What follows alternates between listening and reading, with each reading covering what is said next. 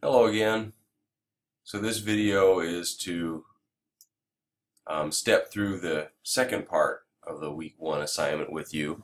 I won't always have the weekly assignments work like this, but this week I wanted to um, help you through this stuff almost like a mini lecture that I would otherwise give in class. Just make sure everybody's on the right page with distance formula, midpoint formula, and circle equations.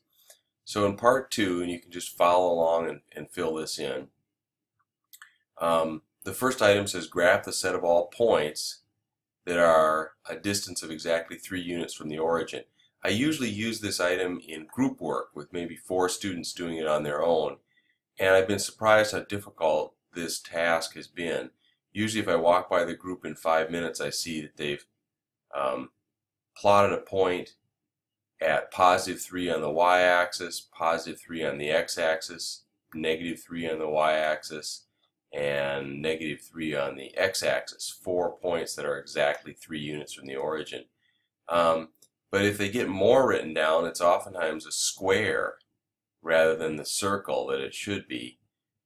So if you envision an xy point someplace along this curve, there are lots of points, say right here, that are 3 units away from the origin, just not on a horizontal or vertical line, right? So when we say a distance of 3 units, we mean a straight line distance in the plane that can be diagonal or, at any angle from the origin. And that gives you an infinite set of points, but an infinite set with the characteristic that they're on this circle. And if my circle doesn't look exactly circular, it's partly my drawing and partly because the scaling is not quite the same on the x and y axis. Okay, so circles, the topic of this part, are defined geometrically, as a set of points that are a certain distance away from a certain central point from the center, right? And of course, the distance is the radius and the point is the center. So then the next item says write down the distance formula, and we're just copying this down from our previous work. Distance between any 2 points, x1, y1, x2, y2, is just the difference in the x-coordinate squared, difference in the y-coordinate squared, add together the sum of the squares, and take the principal square root, and you get the distance. And then the next question says write an equation that says generic point xy is 3 units from the origin. So basically we're trying to write down an equation that's true for all points xy somewhere on this circle that we have pictured here. And the thing that's characteristic of all those points is that the distance from the origin to the point is 3 units. So put in 3 for the distance in the distance formula. Use xy, your generic point, as one of the coordinate pairs of points in the distance formula, and 0, 0, the coordinates of the origin, as the other. And you get this equation that's true for all xy for the points that are on this circle. It's true for every point on this circle. It's not true for any point that's not on the circle. And then it says square both sides. Well, if you square 3, you get 9. And if you square the right side, you just get rid of the radical sign, right? So if I clean that up a little bit, I get 9 equals x squared plus y squared. Or if you wrote it in the order that's traditional for circle equations, turn that equation around, x squared plus y squared equals 9. I wish I had drawn up here on the circle just a generic point and labeled it xy. The idea is that this equation, x squared plus y squared equals 9, is true for every point on this circle. It would be true for this point that's at 3, 0, because 3 squared plus 0 squared is equal to 9. But it would also be true at some awful point here with irrational decimal coordinates. It would be true that the square of x and the square of y was 9. That characterizes points on the circle. And indeed, we can say that the standard form of an equation of a circle with radius r centered at the origin is just in this form, x squared plus y squared equals r squared. If you know the radius, you can easily write down the equation for a circle centered at the origin. Number 5 says write an equation in standard form for the circle of radius 1/2 centered at the origin, and you just need to know this form and fill it in with the radius 1/2. When I square 1/2, I get 1/4. So this would be an equation for the circle centered at the origin with a radius of 1/2. Okay, next page, and here's a more general definition of circles. A circle of radius r and center hk is the set of all points at a distance r units from the point hk in the plane. So instead of just using the origin now, we're thinking about the any center at hk and any radius r. Note, hk and r are real numbers, and r is greater than 0, so we're talking about a positive radius. Okay, derive a formula for the standard form of an equation. The standard form of an equation of the circle with radius r and center hk. Write down the distance formula. It's just a copy down problem. I ran out of purple ink here, so I went to faded blue ink.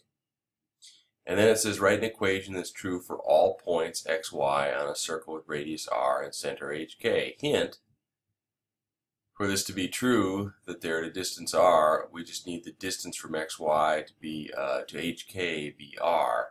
So basically you're saying to be on this circle, the distance between the 2 points, the radius of the circle, is going to be, the radius is going to be the distance between the generic point on the circle, xy, and the center, hk.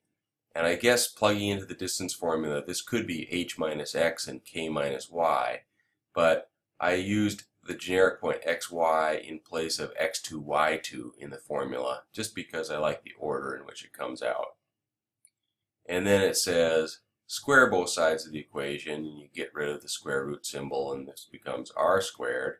And this basically is the basic template for a circle equation, standard form of a circle for a circle of radius r centered at hk. And here we're filling that in, just changing the order. And here I gave up on the blue pen and went to black. The standard form of an equation of a circle of radius r centered at hk is x minus h quantity squared plus y minus k quantity squared equals r squared.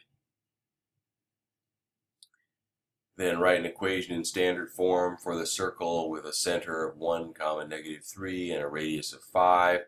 Just plugging into that formula, you get the standard form of an equation for that circle. And the last problem, which I will ask you to complete on your own, I can kind of spot check these when you turn them in.